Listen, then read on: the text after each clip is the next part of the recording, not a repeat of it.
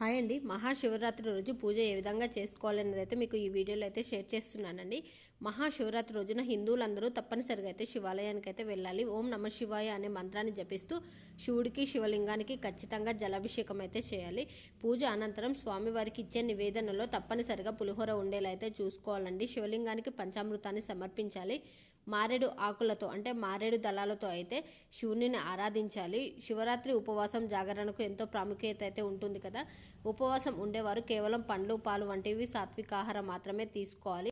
మగవాళ్ళు శివుని గర్భగుడిలోకి వెళ్ళే సమయంలో అయితే చొక్కా ప్యాంటు వేసుకోకూడదండి.